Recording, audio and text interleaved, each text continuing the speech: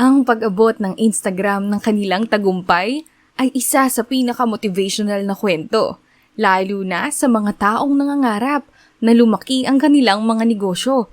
Sinasabi ng ilan na ang Instagram ay nagkaroon lamang ng isang maswerteng pagkakataon sa kadahilan ng naglunsad sila ng isang bagong application.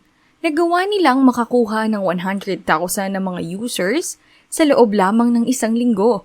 At makalipas ang 2 taon ay ipinagbili ito sa Facebook sa halagang $1 bilyong. Para sa mas detalyadong kwento tungkol sa Instagram, tara, ikikwento ko sa inyo. Welcome back sa ESTV Stories. Kung bagong daan ka lang sa channel na ito, please consider to subscribe in our channel.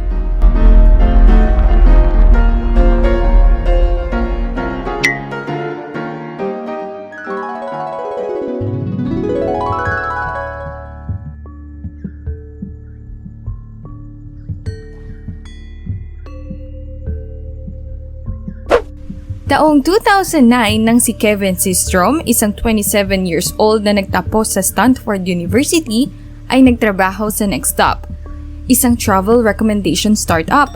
Si Systrom ay dati nang nagtatrabaho sa Google bilang isang corporate associate development at isang intern naman sa Odeo, isang kumpanya na sa paglaon ay kilala natin sa pangalang Twitter. Habang si Systrom ay walang formal na pagsasanay sa computer science, natutunan niyang mag-code tuwing gabi at katapusan ng linggo habang nagtatrabaho sa Nextstop. Sa kalaunan ay nagtayo siya ng isang prototype ng isang web app na tinawag na Bourbon. Ang pangalang ito ay na-inspired mula sa magagandang lasa ng whiskey at bourbon. Wow! Ang gawain ng Bourbon app ay pinapayagan ka nito na mag-check-in sa isang lokasyon, mag-post ng kanilang mga plano at magbahagi ng mga larawan. Bagamat sa mga oras na iyon, napaka-common sa isang app na makapag-check-in sa isang lugar. Ngunit may isang feature ang Bourbon na napakakaiba. Ito ay ang pag-share ng mga larawan. Isang mahalagang punto sa kanilang buhay ang nangyari noong March 2010. Nang dumalo si Systrom sa isang pagdiriwang. Isa itong startup na nakabase sa Silicon Valley. Sa okasyong ito, nakilala ni Systrom ang 2 venture capitalist mula sa Baseline Ventures at ang Andreessen Horowitz. At matapos ipakita sa kanila ang prototype ng kanyang application, nagpasya silang magkita muli upang magkape at pag-usapan pa ito.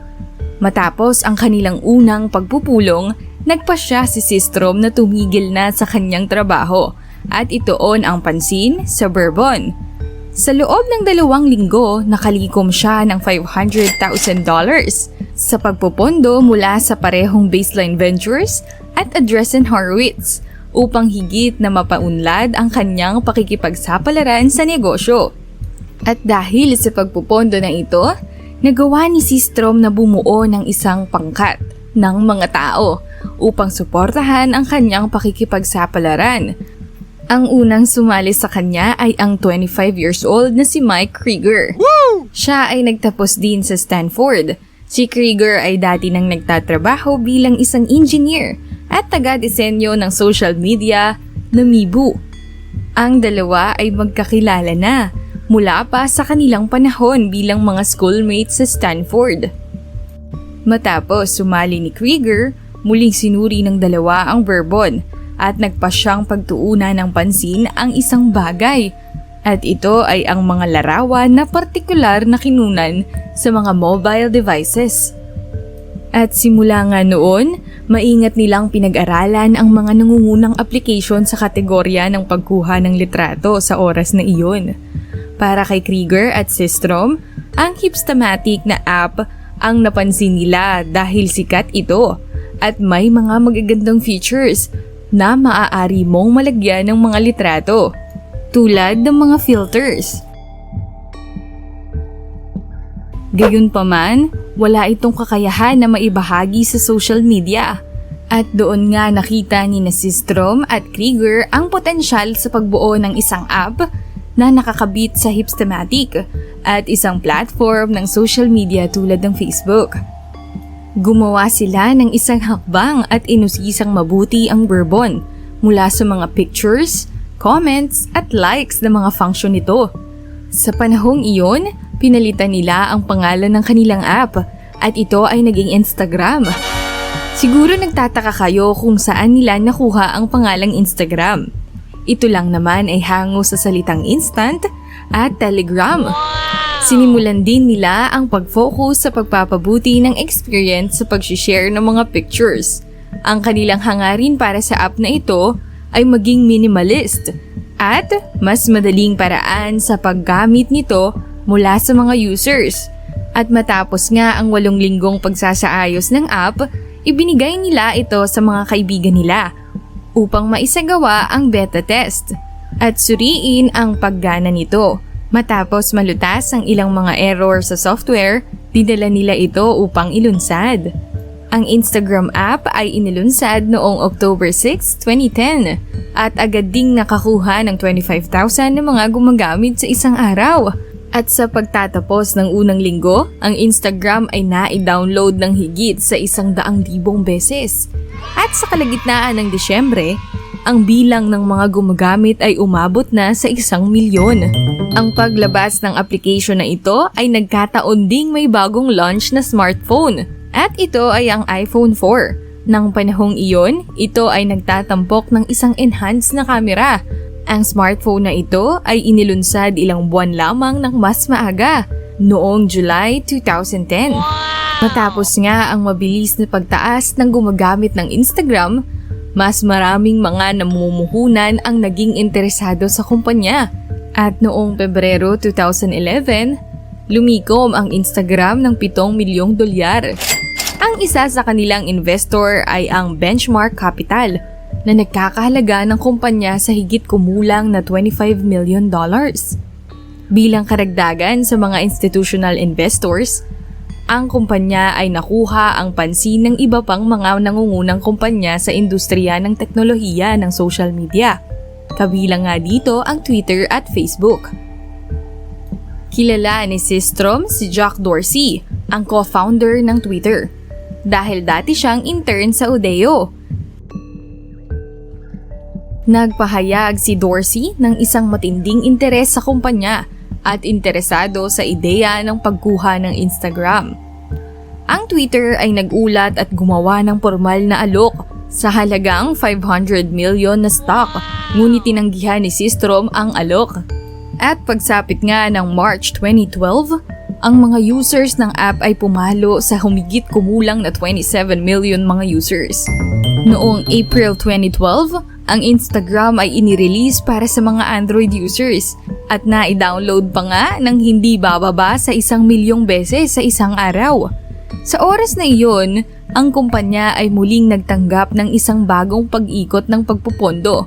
Si Systrom at CEO ng Facebook na si Mark Zuckerberg ay nagkaroon ng pagkakataong magkausap sa isang okasyon sa Stanford. At ang dalawa ay patuloy na nag-usap para sa mas mabilis na pagtaas ng katanyagan ng Instagram. Sa parehong taon, inalok ng Facebook na bilhin ang Instagram ng halos $1 bilyong sa cash at stock. Makalipas ang ilang sandali at bago pa ang initial public offering o IPO, ang Facebook ay nakuha ang kumpanya sa halagang $1 bilyong.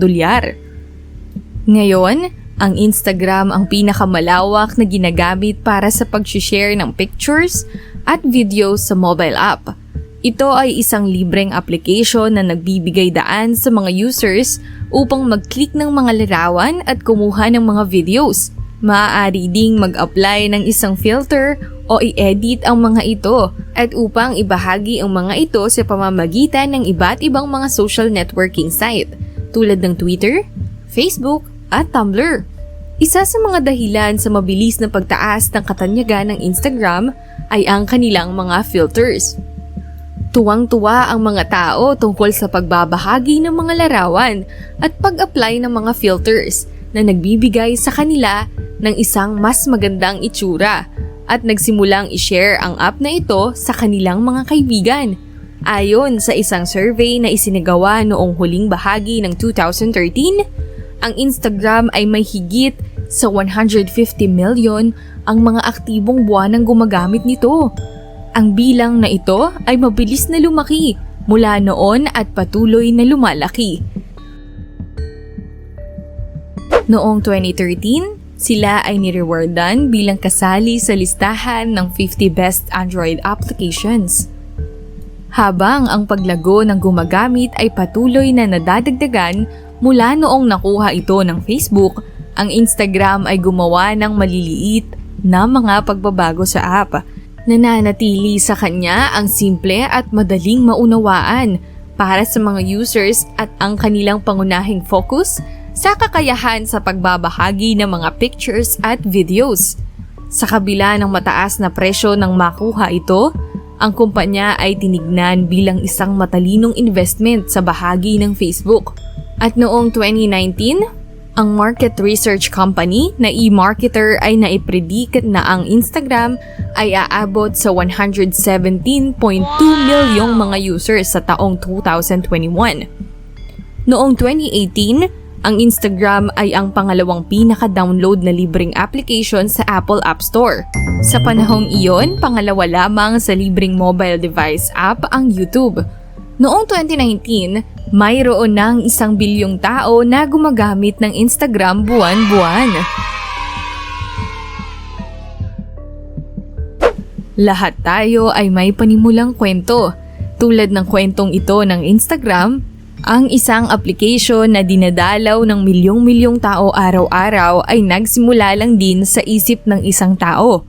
Kaya naman, lagi ko kayong ini-encourage na ipagpatuloy ang kasalukuyan niyong ginagawa dahil yan ang magdadala sa iyo sa iyong pangarap.